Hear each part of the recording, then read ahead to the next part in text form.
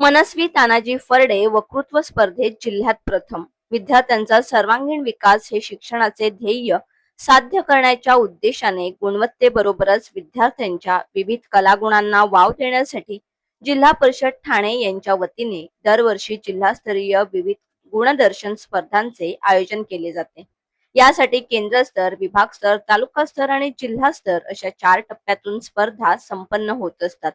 या स्पर्धांचा अंतिम टप्पा दिनांक 13 फेब्रुवारी रोजी the Lodha world school, Pallava city, Dombivli या ठिकाणी संपन्न झाला. या स्पर्धांअंतर्गत संपन्न झालेल्या लहान गट वक्तृत्व स्पर्धेमध्ये जिल्हा परिषद शाळा चेरवलीची विद्यार्थिनी मनस्वी तानाजी फरडे हिने प्रथम क्रमांक पटकावल्याने शिक्षण अधिकारी बाळासाहेब राक्षे, शिक्षण विस्तार अधिकारी आशिष झुंजारराव, जिल्हा समन्वयक भरत वेखंडे, कल्याण तालुका गट शिक्षण अधिकारी सौ सुनीता मोटघरे, वेतन अधीक्षक संभाजी पवार यांच्या शुभ हस्ते गौरविण्यात आले. हे यश संपादन करताना शाळेचे मुख्याध्यापक कैलास दिनकर, प्रवीण वेखंडे, अंबिका मिसाळ, मदन देसले, स्वाती वेखंडे यांनी यशस्वी मार्गदर्शकाची भूमिका बजावली. प्राथमिक स्तरावर अतिशय महत्त्वपूर्ण समजली जाणारी होमी भाभा बाल वैज्ञानिक परीक्षेतील यशस्वी निकालानंतर विविध गुणदर्शन स्पर्धांमध्ये शाळेने केलेली कामगिरी निश्चितच अभिमानास्पद आहे. त्याबद्दल मनस्वी तसेच शाळेचे सर्वच स्तरांतून कौतुक होत आहे. या यशात मार्गदर्शन करणारे शहापूर तालुका पंचायत समितीचे गट शिक्षण अधिकारी हिराजी वेखंडे, शिक्षण विस्तार अधिकारी संगीता माळी, करुणा भडांगे, शाळा व्यवस्थापन समिती अध्यक्ष अनिल फरडे, सर्व सन्माननीय सदस्य व ग्रामस्थ यांचे मोलाचे सहकार्य लाभल्याचे शिक्षक वृंदांनी माध्यमांशी बोलताना सांगितले. या यशामुळे चेरवली ग्रामस्थांमध्ये आनंदाचे वातावरण पाहायला मिळाले. माझे नाव मनस्वी तानाजी फरडे.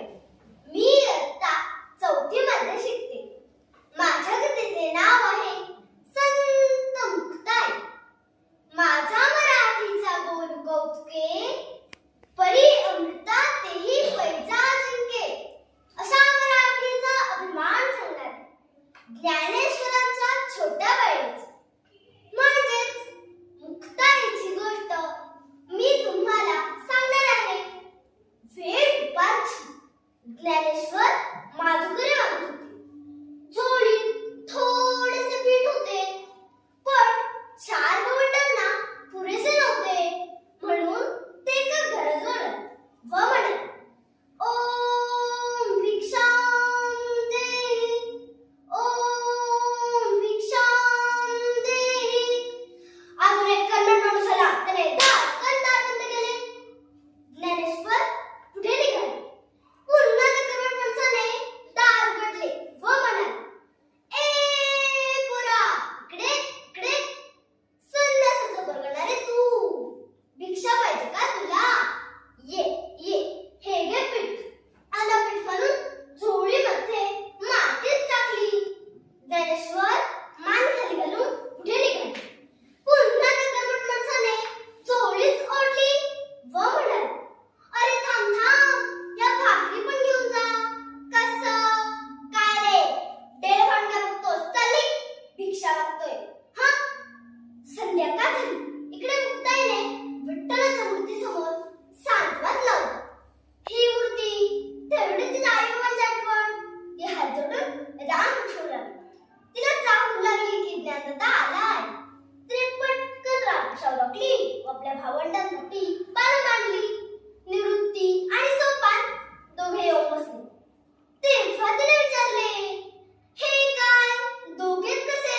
ज्ञानदाता कुठे आहे? त्याला भूक नाही म्हणतोय. सोपानाने उत्तर दिले, भूक नसेल काय झाले? थांब, मीच बोलवते. असं म्हणून मुक्ताई खोपटात गेली. हे खोपट म्हणजे ते ज्ञानदाताची एकांत जागा. अगं बाई, दादा जवळ तर इथंच दिसते. या झोळीत ते माती आणि शेणाच्या गोव्या. कोणा दुष्टाने केलं असणार.